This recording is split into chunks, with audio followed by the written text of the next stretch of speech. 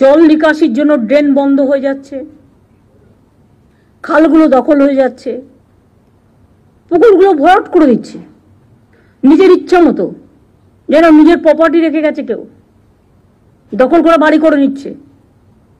বাবা, সেখানে আবার মাফিয়া জঙ্গল চলছে।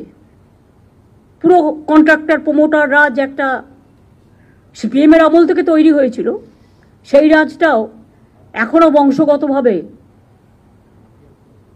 মাথা কিনে এটা করে যাচ্ছে। আর যারা পার্টি হচ্ছেন, আগামী দিন মনে রাখবেন, তাদের কাউকে কিন্তু ছেড়ে কথা বলা হবে না। Government is very serious about it.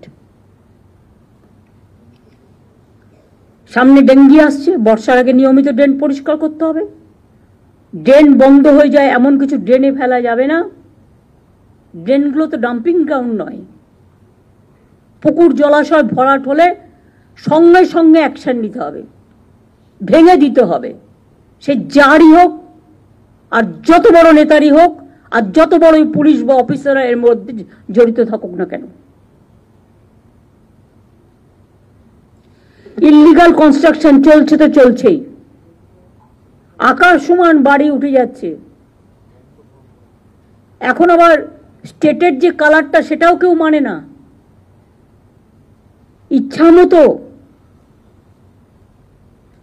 এমনকি বাড়ি ভেঙে পড়লে দোষ হচ্ছে আমাদের, করবার সময় কেউ দেখার থাকছে না।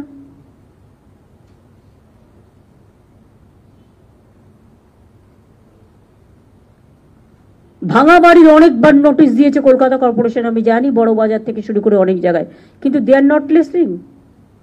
ওদের বলতে হবে, তাহলে তোমাকে এফিডেভিট করে বলতে হবে যে আমার কোনো ঘটনা ঘটলে সরকার দায়ী নয়। একটা কিছু তো করতে হবে। যে বাড়ি ইচ্ছা মতো সরু পিলারে করে পালিয়ে যাচ্ছে আর বাড়ি ভেঙে পড়ছে, সেখানে তো একটা অ্যাকশন থাকা দরকার। এমনকি নবান্নর পাশে, এটা আমি অফিসারকে আই মাস্ট অ্যাপ্রিসিয়েট, সে আটকানো সত্ত্বেও রথিন পারমিশন দিয়ে চলে গেছে, চারিদিকে বিল্ডিং তুলে দিয়েছে। বাবু ইচ্ছা মতো বাড়ি করেছে, 3000 ইল্লিগাল লোক নিয়েছেন। আর অরূপ, গৌতম, তোমরা যারা এখানে আছো, নন্দিতা তুমিও বাদ নাও, বালির এমএলএও আছে, কিন্তু তোমাদের আমি বারবার বলবো, don't interfere in the business of development.